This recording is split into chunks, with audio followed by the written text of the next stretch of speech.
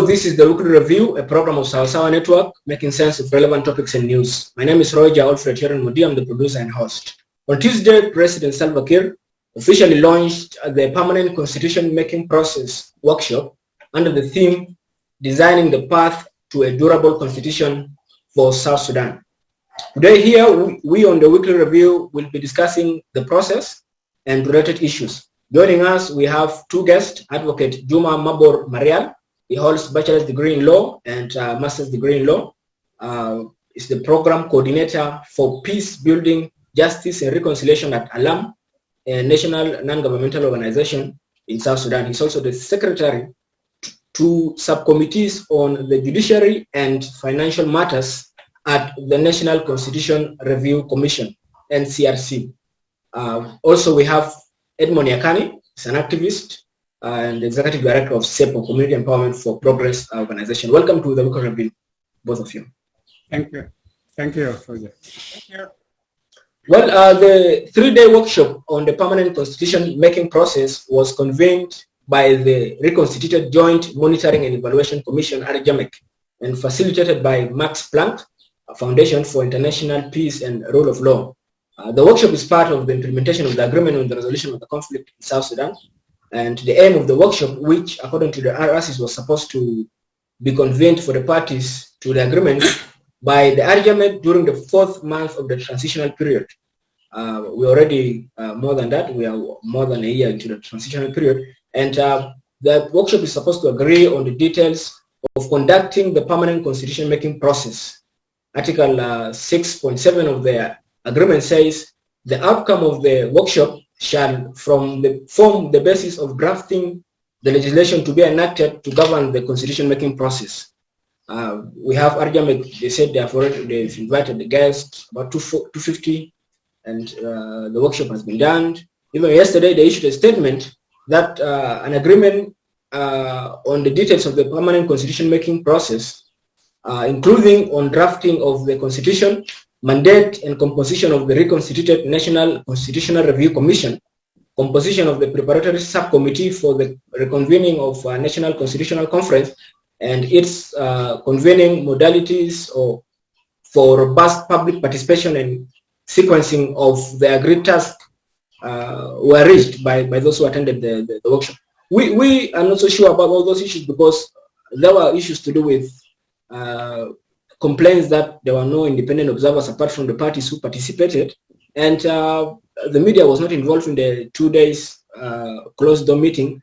And how is it coming? Because Edmond, you are a civil society activist and your colleagues participated in that. What is your view on the process in terms of making it that document of the public, as the president said, to reflect the aspirations of the people? Thank you, Rogers. I think in first place, as the constitution making process is concerned, are you getting me? Yes.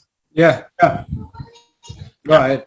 So as in any process, when talk of constitution, you know, the constitution is coming from that philosophy of we the people. And that people is defined equal as the citizen and the constitution. So the link between the citizen and the constitution, if you want to talk about constitution making process, is very important. So it means, what does that mean? That means if you're doing any constitution making process, make it as open, as transparent, as much as you can, because it's a document that defines what we call the law of the land in terms of its definition, and out of it, it guides the rest of any legislation that will come. So it needs to be open. So in the sense of openness, in terms of making it inclusive for everybody, yes, it's questionable that we have raised as civil society. That yes, we are aware that this particular workshop is focusing on defining the parameters of the Constitution, which is specific, and the parameters means the content of the Constitution, what is going to be embedded when making the Constitution. We are aware that there's a stage which is coming up, a stage where every citizen will have the opportunity to speak out, to express her opinion. Right now, this is a stage where the parties that signed the agreement have to agree on the parameters of the Constitution. And remember, the definition of the parameters of the Constitution by itself is a definition of the root causes that has made peace and stability in South Sudan cannot be realized, or have made insecurity and violence sort of like persistent. So if you want to resolve violence and insecurity, then Constitution offers an opportunity of building parameters of the state of South Sudan that we want, that is still defined by stability and peace. But obviously, but the spirit of agreement is absolute responsibilities of the parties that signed the agreement to agree on the parameters of the constitution. But at least they should invite observers that will confirm to the citizens that the parties were reaching a consensus or reaching an agreement on the parameters of the constitution in the manner that the dispute among themselves, they have agreed on the parameters. And obviously, the way how the parameters of the constitution are going to be defined, we should expect it's going to go smooth. There will be debates over political ideology, political principle, political aspirations in terms of system of governance. What is system of governance do we need? Parliamentary system, whatever. Do we need to integrate federalism immediately as during the constitution making process? All those debates may not be smoothly to be reached by the parties. But what we need is that as long dialogue can continue among them, and the dialogue is not non-violent, that is what we want. But at least they should have observers. And of course, as civil society, we're demanding that in every stage of the constitution making process, get us as observers, but also get us as stakeholders. Thank you very much, Rogers. Yes, because without that, even independent media to be in the, because there's nothing secret actually, those discussions are supposed to be open so that people get to solutions. Now, without that media or somebody independently and impartial being there, none other than parties, you find it's difficult even to verify that they really agreed on those things, or there were what kind of disagreements and all this. Yet, the chairperson of RJMEC said in an interview recently that the outcome of the meeting of the workshop is going to be presented to the revitalized transitional government of national unity. Who's going to do that? Maybe the RJMEC, maybe the Max Planck. We don't know, but those issues really need to be addressed with regards to transparency, because actually, and I'm inviting Councillor Juma Mabor here, some of the issues we had in 2011 while amending the then interim constitution and making it now the transitional constitution of South Sudan, well, the same issues that we've now started seeing, the issue of lack of transparency, and the process was not open. Actually, the government at the time, the ruling party, was of the opinion that they were not enacting a new constitution, they were just amending the then interim constitution so that South Sudan would be an independent state. Yet, what came out made huge changes in what existed before, the constitution that existed before, including you have issues to do with powers of president, removing governors who are elected and all this. Now, let us hear from your committee, the one of the NCRC that was actually in place since 2012.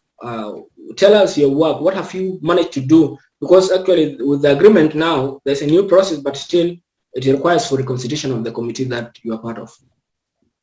Yeah, thank you, Roger, and it's nice also to see my friend Edmund Yakani again today. It has been a long time. That is why in the preliminaries we were asking ourselves, are you in Juba or not in Juba? So I really appreciate Roger for hosting us. And maybe before I go into the work of the NCRC and where it was, I just want to compliment what Yakani just said, that the process seemed to have kicked up at a very high speed, in the sense that, what we are supposed to be seeing now is a procedural aspect of the constitutional making process. But the substantive aspect is supposed to come later on. But the level it has been taken by the political parties to the agreement made it even more complicated, and people are even surprised what is happening, because it looked like issues are already being discussed, and that should come later on. We are now at the legislative aspect of how the legislation should be put in place to restructure the National Constitutional Review Commission, and then you start now the substantive work of what is supposed to be debated across the country. But that aside, the procedures of the constitutional making process were very simple when it was in the transitional constitutional constitution of the Republic of South Sudan 2011. If you look at chapter 16, if you look at chapter 2 of Article 202 and Article 203 of the Transitional Constitution of South Sudan, you would be able to see where the process is supposed to start and where it ends. But the whole thing seemed to be complicated. It became very complex when the conflict came in and then there was a 2015 peace agreement, and then there was also 2018 peace agreement up to where we are today. So it became very complicated in the sense that the Constitutional Review Commission become redundant pending restructuring. And we just remain as watchdog. You know, we are just seeing what is happening before we are being restructured. But be that as it may, there are some of the things that we had done at the Constitutional Review Commission, like we had discussed yesterday. There are different subcommittees when the Constitutional Review Commission was constituted through a presidential decree in 2012. And the Constitutional Review Commission sat down in order to operationalize its work and develop a strategic plan, and divided itself into about 6 subcommittees, thematic subcommittees. There was one committee on South Sudan and its territories that is supposed to look at the specific aspects of what South Sudan is all about. You know, when you are writing a constitution, you need really to identify the issues, including defining the country of where it is and the territories and who are the neighbors. So that committee was a separate committee. And then there was also a committee on the legislature, such whether we should have 2 houses of parliament or 1 house of parliament, and how these people should be appointed, what are the eligibilities of all these people that are supposed to come before the parliament. And then there was also a committee on civic education and public consultation that was supposed to go around the country and design work plan on how we can be able to reach, because these are some of the mandates that the commission was supposed to do. And then there was a committee on the executive, including the mostly contested issues of the governance and also the issues of the powers of the president. So there was a committee that was also supposed to look at that. And then there was a committee on the judiciary, where I was the secretary to that committee, and financial matters. There were 2 committees, but because the secretariat was too small and the funding was also very low, they had to be combined together. And this was to look at what the judiciary looked like in South Sudan, and then how the financial matters can be addressed, including institutional reform in as far as finances are concerned. So all those committees would go, do their work, do some research, do comparative analysis, and then come back together to the commission. And in a plenary kind of discussion, they are able to present their work, and then all the members would be able to contribute to what they find out in as far as the constitutional making process is concerned in South Sudan, and then their representation are approved, and these are kept as the resolution of those committees.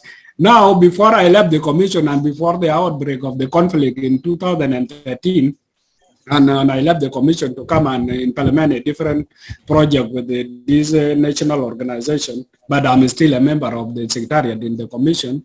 We had also done some work, including the civic education, where we had to go to all the 10 states in South Sudan to conduct civic education, to tell them about what the mandate of the commission is all about, and also inform them about the provision in the transitional constitution of the Republic of South Sudan. So we came back and we reported to the commission. Each committee would come back from the state that they were sent to, and they report to the commission. And all those reports are in the shelves now of the National Constitutional Review Commission with all the views. What would you say in summary with regards to what you have been able to collect? Because even the agreement now, the revitalized agreement, does not like entirely remove what you were doing. It builds on it. It provides that the revitalized transitional government of national unity shall review what you've been doing as the commission, and then build on it.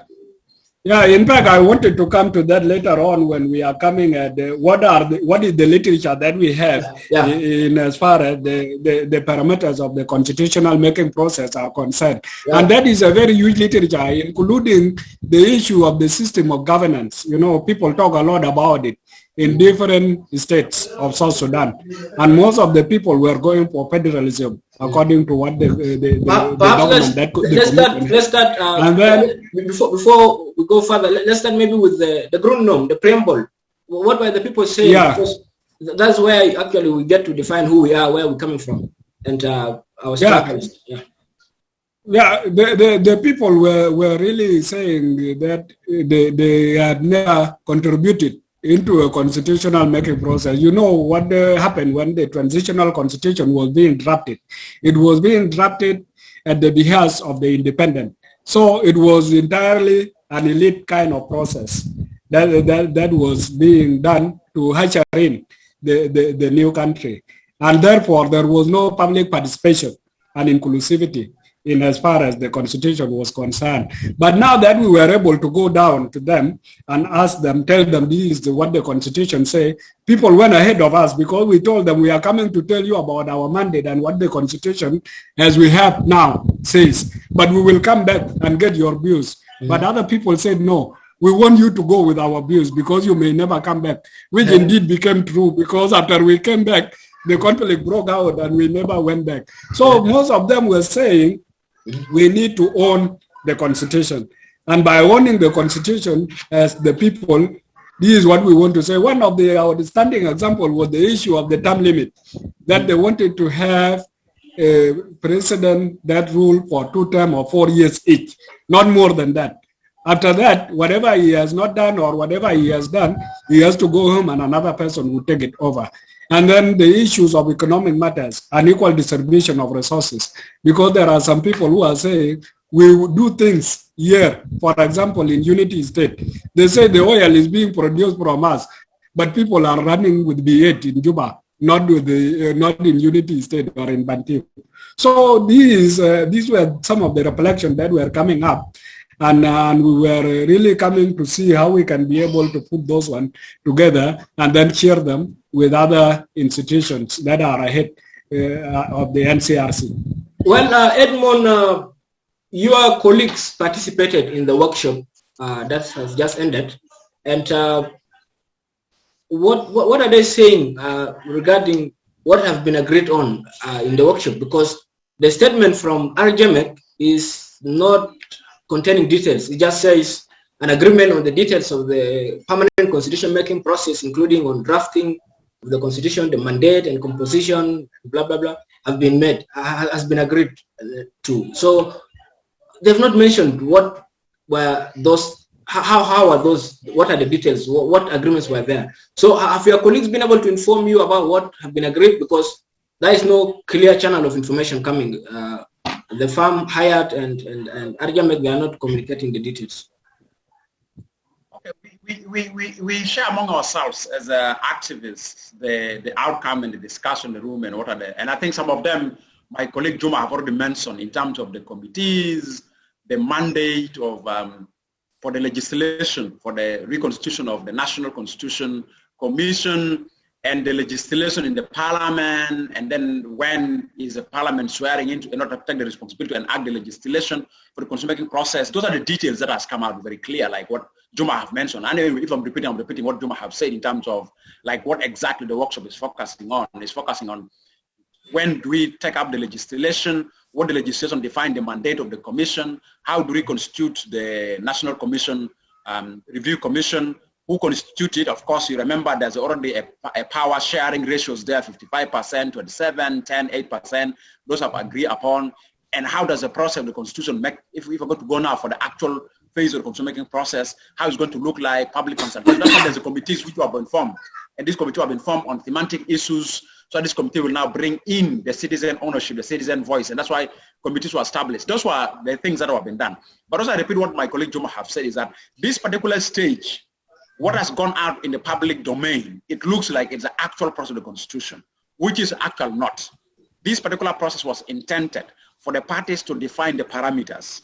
And the actual position where we need now inclusivity, seriously, and openness, transparency, it's when the legislation is enacted for the constitution-making process, and when the Commission for the Review of the Constitution is reconstituted, and when those committees start engaging on their thematic issues, that is where openness is needed. That is where inclusivity is needed. But with regard to accuracy for public consumption, for public information, you can see now the absence of the media in the room have generated this level of where we are now. If actually there's supposed to be media in the room, the media would have reported accurately what has happened. So this assumption now which we have, which is not an assumption to a right direction, to a right process, is coming as a result of the absence of media. And this is where, Rogers, I would agree with you, that if the media is supposed to be in the room, the media would have reported accurately what was the discussion and would have managed the expectation of the citizens. Because I'll tell you, Rogers, right now, I've did a quick public survey with our office across the states. I asked them, okay, what do you think about the opinion of the public when President was saying he needs a citizen-driven constitution? And I'm here to share with you, as a SEPO, as an organization, we have established a platform in all the 10 states and the 3 administrative areas called Citizen Constitution Constituency. So we use those platforms. I try to assess them. Right now, everybody is warming up, almost like everybody's forgetting the agreement. Everybody's saying like the alternative way to politically establish the country is the constitution-making process. So like people are saying, okay, since the constitution started, forget about the army. We need to engage on this. This is the only framework that we can pin down the politicians for long term. So the message have gone out like as if the constitution-making process have rolled out. So the concept of we are focusing on parameters, this message has not gone to the public clearly. Why? Because absence of the media in the room. And I think this for me will become a lesson, Juma, that me and you need to find a way to communicate to the leadership. That, you know, sure, when you don't allow media to be in the room, the chance of wrong message getting out to the public is very high. By also having the media in the room, the chance of media managing expectations are very high. You can see when Rogers right now, the way Rogers is asking us is that Rogers' expectation is very high as a journalist that he need to see the accuracy. He need to know the accuracy. But his counterparts who are on the ground were not been allowed to the room. He could have consulted with them and would have asked them. So for me, this Rogers, this particular dialogue we are in is clearly shaped and tell us one of the lessons we have learned is that absence of media in the constitution-making process offers a great chance for citizens to be manipulated or misinformed. So yes, so the parameters have been reached. No? Yes, interesting, because you both agree that we are not supposed to be discussing substance during the workshop. Even the agreement was clear that the workshop shall form basis for drafting the legislation to be enacted to govern the constitution-making process. Just the basis which later on, or even when you're drafting a legislation, you would still need wider public participation. So it's not like somebody should attempt to like gag people through this workshop to drive the process through a certain direction. Yet also the issue of the media participation, we have laws, even the Right of Access to Information Act, which requires the public institutions, including the process, to provide information to the public. And what we heard from the chairperson of RJMEC recently on Miraya was very unfortunate when he was saying that the process was about brainstorming and there was no need for media and just sharing ideas, scholarly things, the media would be bored and all this. No, we even if we could be bored, still the process is important to be monitored by the media, because the media is impartial and will provide the information to the public as needed. Now, moving forward, the agreement also says the process of the constitution making shall be led and owned by South Sudanese. We are all South Sudanese despite our professions. Now, in your personal views, even yourself, Councillor Mabur, what do you think about the major issues that we should address in the constitution? We have certain things included already, the parameters of the constitution, the system of governance and all this, but beyond that, as a scholar, of course, this is your area also. How best do you think we can govern South Sudan? Yeah, the issues are very clear. Being a country on transition, the issues seem to be very clear to all of us, because if you look at the system of governance, we talk about decentralized system of governance, but if you look at it from the practical aspects of it, you would find that all the powers continue trickling back to the center. So there is no clear demarcation of where the powers should be. If you are talking about decentralization, you are talking about giving powers to the unit and giving them the opportunity, to implement those powers. And this can translate into service delivery. But everything is continuing to come back. The issues in the constitution also have to do with the issue of the powers of the executive, especially the president. You see what has happened. and that need to be addressed in the constitution. The issue of separation of powers, you know, is also another big issue that need to be addressed when you are talking about the new constitution. But having said that, you also look at the issues of resources, you know, an equal distribution of resources, issues of accountability and transparency. You know, these are some of the issues that need a lot of conversation around them. And that's why we agreed with Yakani that there need to be real time when these issues should be discussed and exhausted. And then they should not just be discussed because as South Sudanese, you know, we are used to talking too much than acting. And a lot of things have been discussed. Look at the national dialogue. What has not been discussed? Everything has been discussed. But what happened at the end of the day? It has been shelved. Nothing has been done. We have put it under our desks and we are not acting on it. So the same thing should not repeat itself when we are coming to the permanent constitution making process.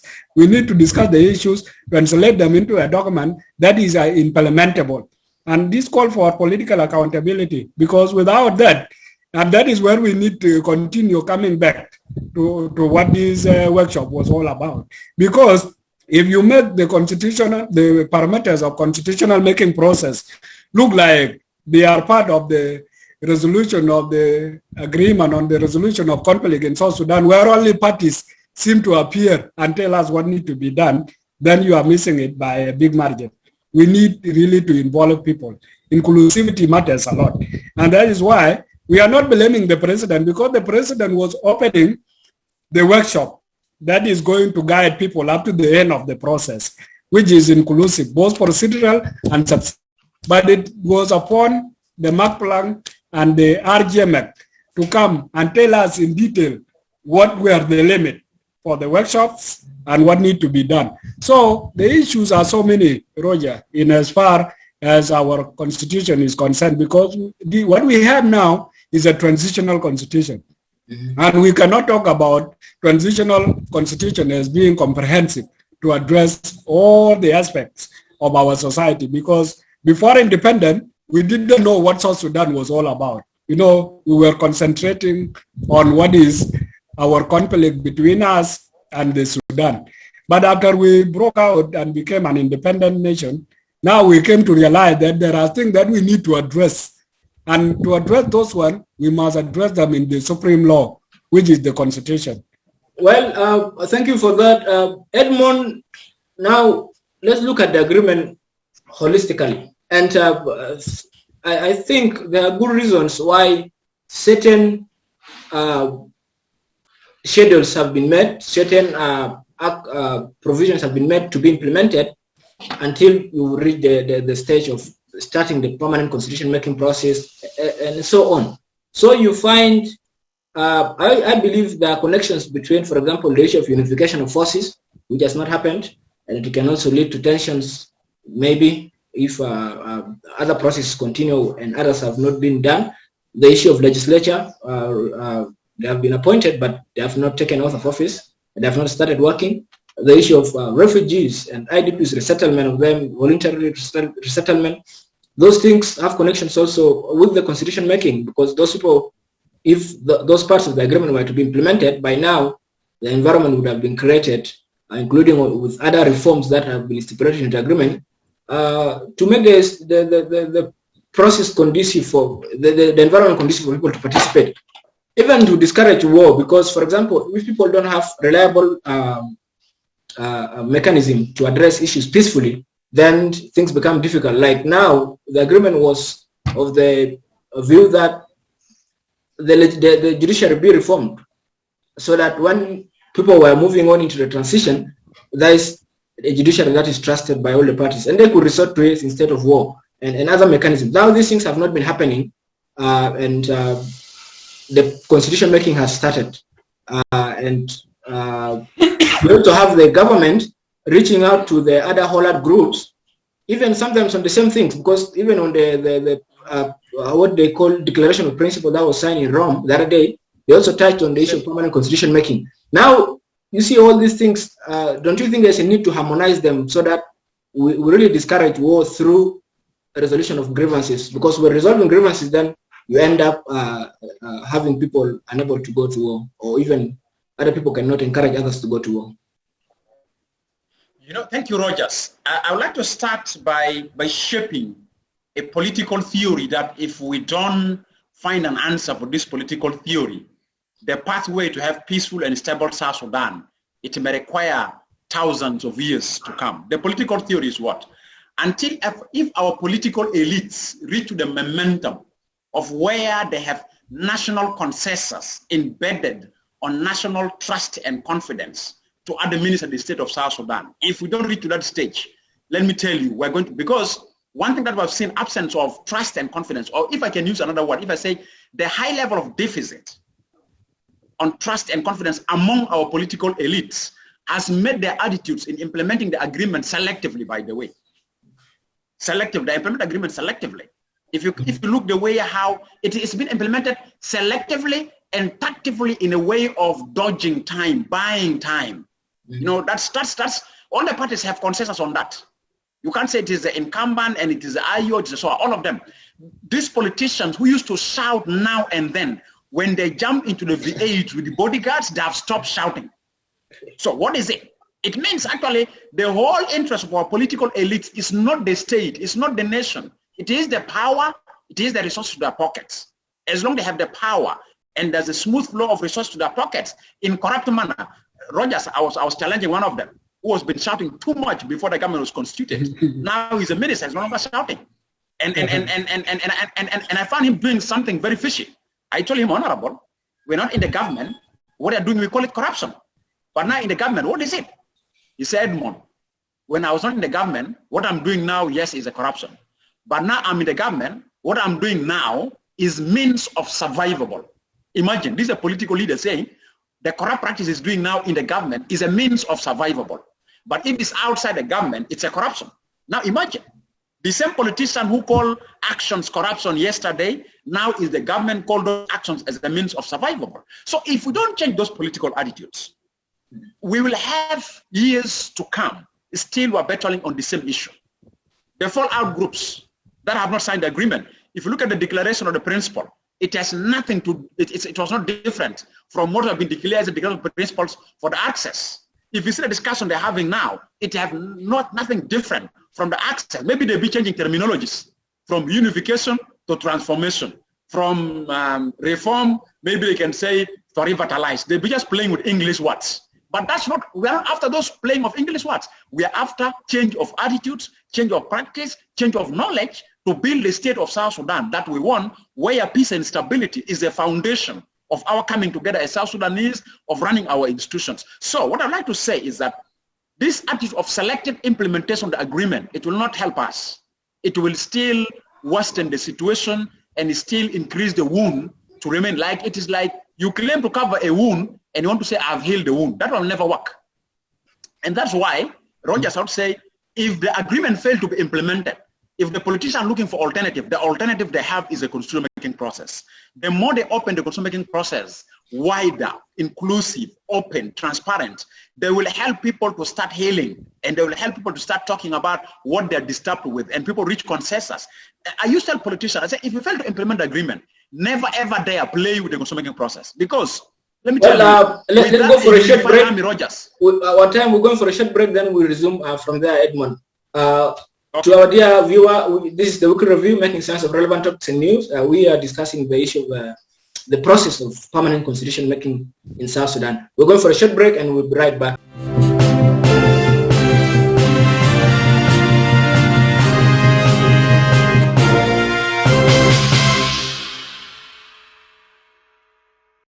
Hello, welcome back from that short break. This is the weekly review, making sense of relevant topics and news. We are discussing the permanent constitution making process workshop, which was concluded this week under the theme, designing the path to a durable constitution for South Sudan. And our guest today, we have Juma Mabor Marial. He holds a bachelor's degree and a master's degree in law. He is also the program coordinator for peace, building, justice, and reconciliation at ALAM and National Non-Governmental Organization. He's also secretary to the subcommittees on the judiciary and financial matters at the National Constitutional Review Commission, NCRC. And also we have Edmond Yakani, he's an activist, and the executive director of SEPO. Let's continue, Edmond. You were mentioning some things. You talked about selective implementation of the agreement by the parties, and also lack of trust among the parties, and issue of the constitution making process, which could be used to resolve problems in the country. That's interesting because, like, the issue of the trust, I think we can help build trust among the leaders through good laws and good institutions that they can rely on. But it's difficult because when people are used to something over time, they don't know other ways of doing things. Like, they normally rely on violence and state of threats and cohesion. So there's a need actually for the activists, you yourself, people who are doing activism, and other people who have goodwill for the country, to start enlightening the people, the leaders, on different ways of doing things in this modern era. Yeah, of course, I do agree with you, Rogers. Is that one thing I've discovered with our political elites becoming common is that they like governance through pressure, stress, and oppressing. They like this tendency of where you silence citizens with too much power around you and you buy them off with too much money around you. That's a culture our politicians have. So unification for them, all of them, does not sound good, because unification means they lose the power around them, they lose looting resources around them. That political culture we need to remove out of our political elites, because at the end of the day, we are South Sudanese. Who is our enemy? We don't have a permanent enemy among ourselves. What we need to agree is that we need to agree how do we coexist, how do we govern ourselves, how do we hold some of us who may have criminal mind accountable, and if anybody mistaken, how do we handle the person? That's the problem. The other thing that is what's happening is that I know is challenging us is a generational issue. This particular generation of politicians that we have now, I'm sorry to use a negative praise. I don't say that I'm using a hate speech. I don't say use like, I'm really somebody who I don't want to exercise any hate speech or xenophobic language. But these politicians that we have right now are politicians whom we think they could have been the best, because during that time, they only have 3 secondary schools, not like our generation now, which have hundreds of secondary schools. Most of them have studied together. But the culture of power, the culture of public administration during that time is based on violence, because there are too many in a very squeezed space that they like to compete over it. So they still have the tendency that administering a state is in the same manner. Because, and also they don't have the tendency of like, my time has come, let me go and have a legacy and live to the next generation. Because who is really new in the political arena right now, Rogers? When I'm still small, it's the same names. Now I'm big, it's the same names. I'm a father, the same names. And now I'm almost dying, we're having the same names. There's no new names. It's the same politicians. So the culture of like, time has come for me to quit power and give chance for other nationals to take over is not there. Second, they are suffering from the tendency of liberators syndrome. Because liberators who normally believe that they are well positioned to build a state. No, liberators will liberate us, leave to other mindset that need to build a state. And that's why the security arrangement, if it's not implemented, even if to implement the whole agreement, a disagreement between 2 soldiers in a bar over a bottle of a beer is a national crisis. Is a return back to camps, is a running back to refugees. 2 soldiers. If one soldier is SSPDF, one soldier is IO, they disagree over a bottle of beer in a bar, it will take this country to the commanders of chief to authorize the field commanders to go for war. Imagine, that's the tendency we're in. So we need to have a successful security arrangement. For me, the stability of South Sudan is defined by the security sector transformation and reform. Otherwise, if we have this tendency where Wani Iga has his own Bari militias around him, Salva is having his own regional militia around him, Riek having his Male militias around him, Abdul Bajayi now is building his own militias around him, everybody having militias around them, barracks around them, this country will never hold. The best way is we need a national army. Advocate Mabur, there's an issue here. You know, the agreement, there's a timeline. Even the elections that was supposed to be held in 2015 kept on being pushed through the agreement that came in here and there. And there's been pressure now that elections should be done on time as required in the agreement. And now with this issue of probably a kind of consensus among the parties to delay or to extend their term. Even we had the reports this one also Edmund may add on it because he's an activist, he probably has the details. That there are some parties who have reached out to IGAD to extend the term, to extend the period of the agreement, to extend their term in power in the revitalized transitional government of national unity. And if we do the math, because we had some parties during the recent workshop, they said the constitution making process is going to take, of course, 24 months as per the agreement, but they said it's going to start from the date of the workshop. So effectively, it's like they're asking for extension of their term in power, because if you do the math, earlier we were supposed to have the constitution making process start 4 months into the transitional period. Now, with them requesting for 24 months, 1 year after the peace agreement, after the government has been put in place, this is another way of them asking for extension of term. Yet, extending term or even amending the agreement is not a direct, process. The procedures, including going to the legislature and all this in the agreement, is required as so. In terms of impunity and people operating, outside the law all the time, no elections and things are done and the laws are not followed. What do you say? Because for a long time we've never had elections, and it's difficult to run a country like this all the time. People coming up with processes that are outside the constitution and outside the laws, and still they remain in power running the country. Yeah, thank you, Rogers, for also involving me in that question. In fact, I would have really risked going back there, because when you hear what Edmund say, it's a very funny kind of situation. The permanent constitution making of the agreement. Now you ask yourself, what happened to chapter 1? What happened to chapter 2? What happened to chapter 3, chapter 4, and chapter 5? That is a very real quagmire kind of situation. Because there is a small implication, when I was at the university, our lecturer used to tell us, for those who just go to the internet and bring the research work and give it to him, without even editing it, without making any references to where they got that information, that shortcut are dangerous cuts, And that is what exactly our politicians are trying to do. Because we are doing shortcut, and shortcuts can become dangerous cut in the sense that you can easily be found on what you are trying to give out as authentic information. For example, talk about legislation. We are now talking about making a legislation for the constitutional making process. And who is supposed to approve that legislation? It is the parliament that has just been appointed, and they have not been sworn in. Now you are coming to talk about constitutional making, and you have not sworn in the parliament that is supposed to pass this law. So where are we? It's very contradictory.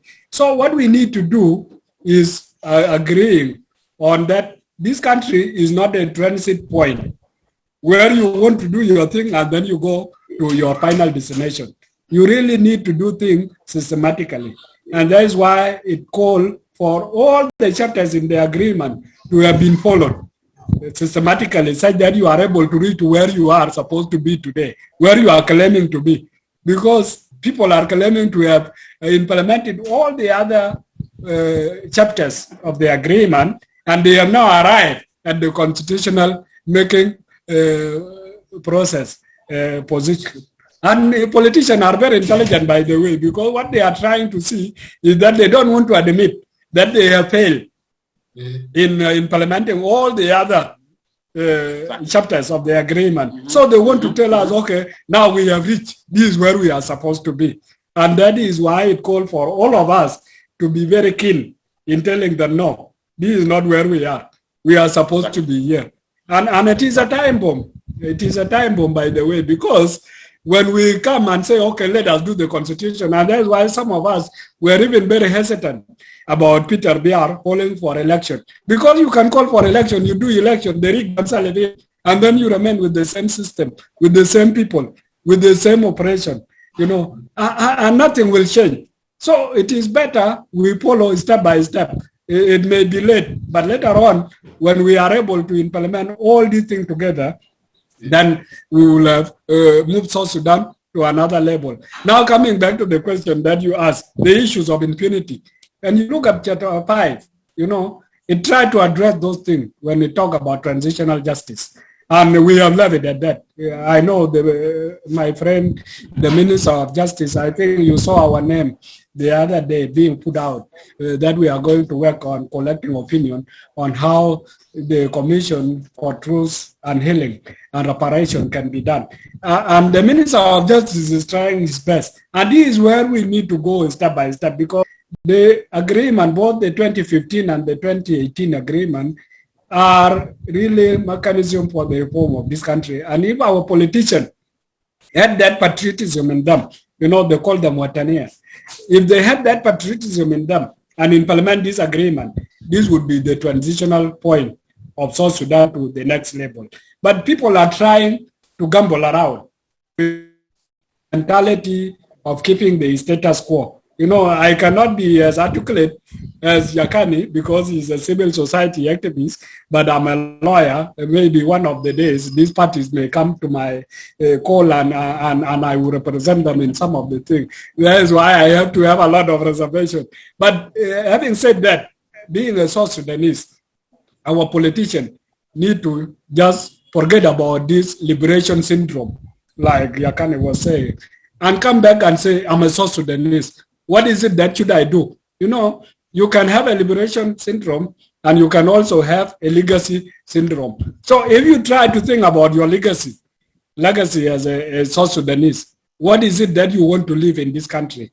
Then I think they can be able to start up from there. But the whole thing about running into the constitutional making process, I think to me is a big jump. And some people may break their legs before we even reach there. Well, we are heading towards the end of the program, and I would like to ask you both my last question. Yakani, you would start, and then Mabor will conclude. What should be done moving forward? You know, we have the constitution making process through the workshop has started, but in terms of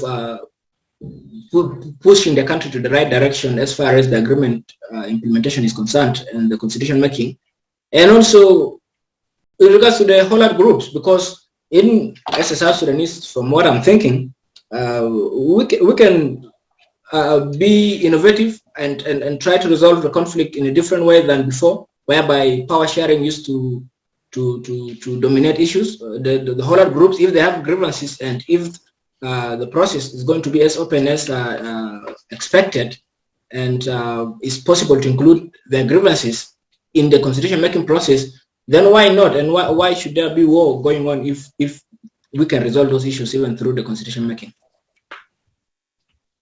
Thank you, Rogers. To be brief, because it says time is out. One, for me, the first step that if I'm asked today, in front of me is Salva, is RIAC, is a presidency, and I'm asked to tell them, the first point is, please sworn in the parliament. Let the parliament take their oath, because this parliament can recover a lot of the stages of the agreement that have been overcome. Whether it comes to the security arrangement, the parliament can summon the parties to ask them what is wrong. Why you said there's no budget for security graduation? Why you said there's no guns?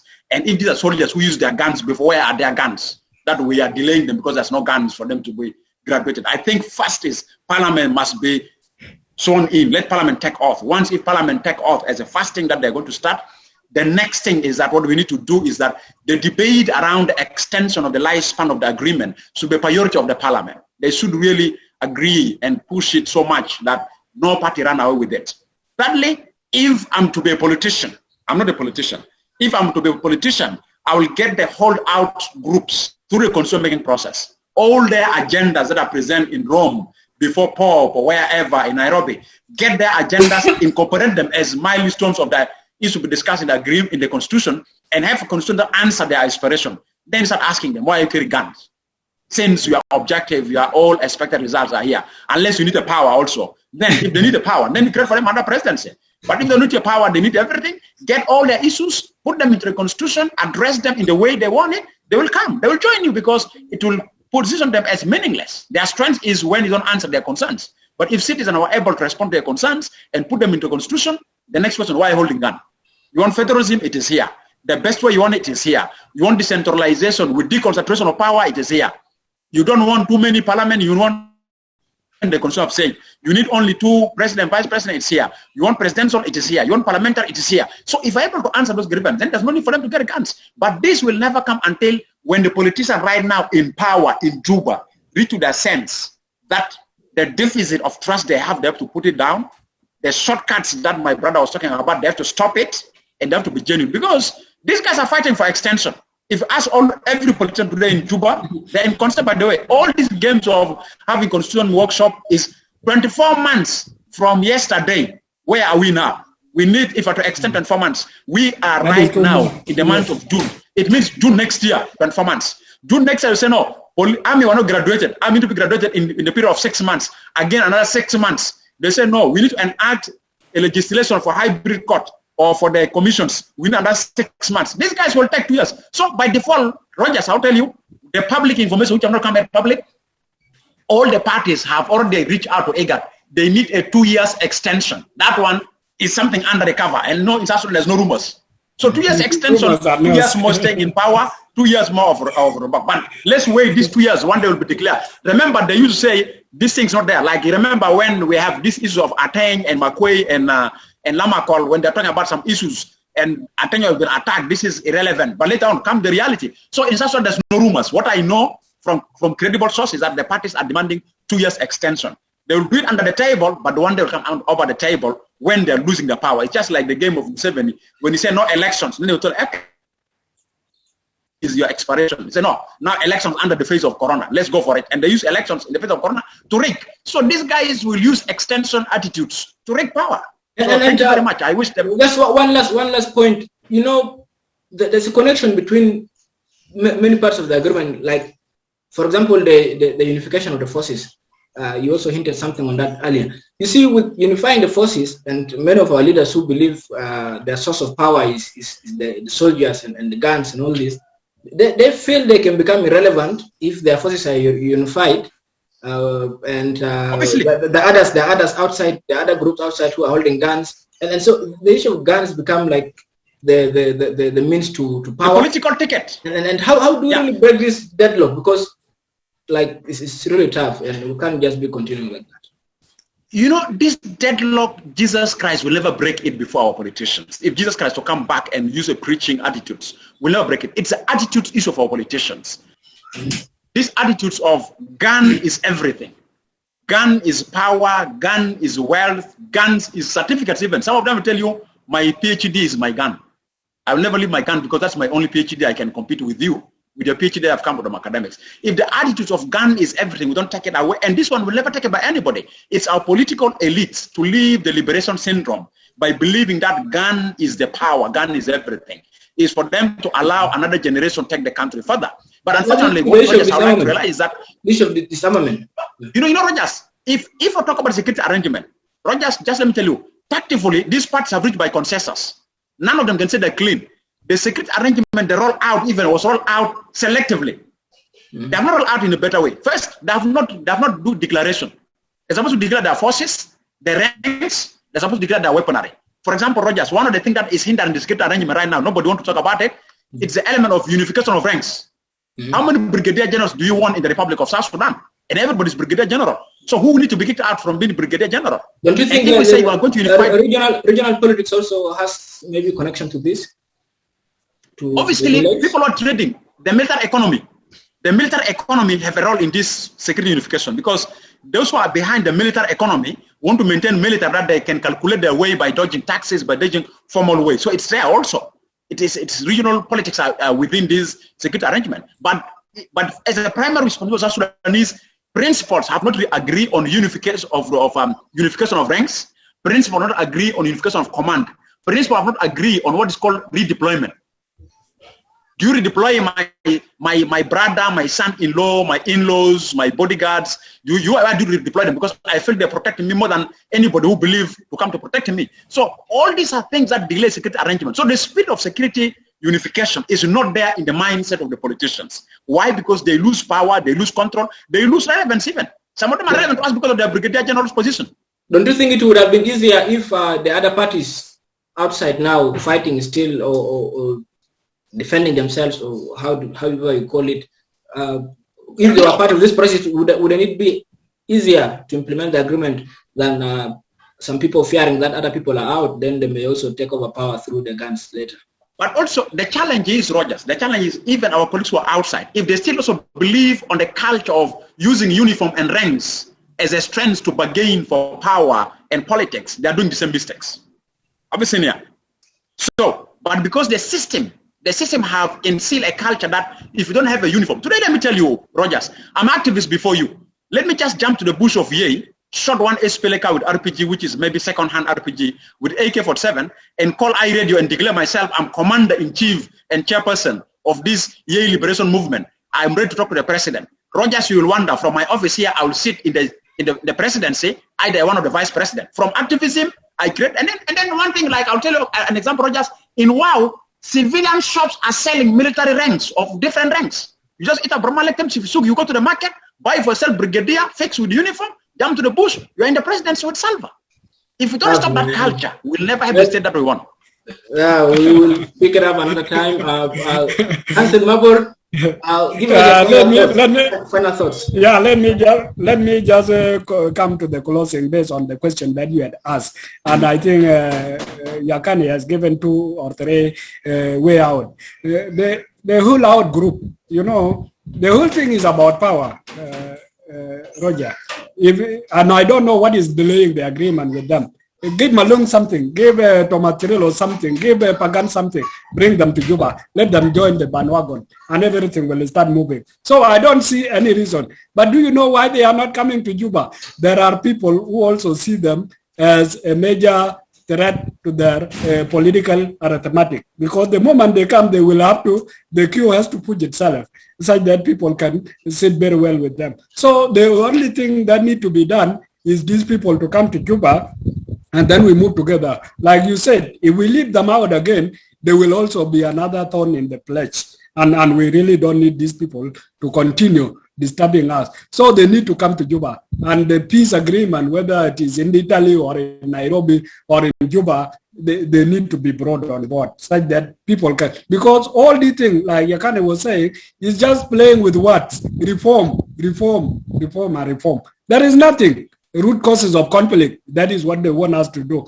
But let us try to do something. You know, why do you know, Roger, why the revitalized Transitional National Legislative Assembly was formed is because of the visit of the U.S. envoy to Sudan and South Sudan.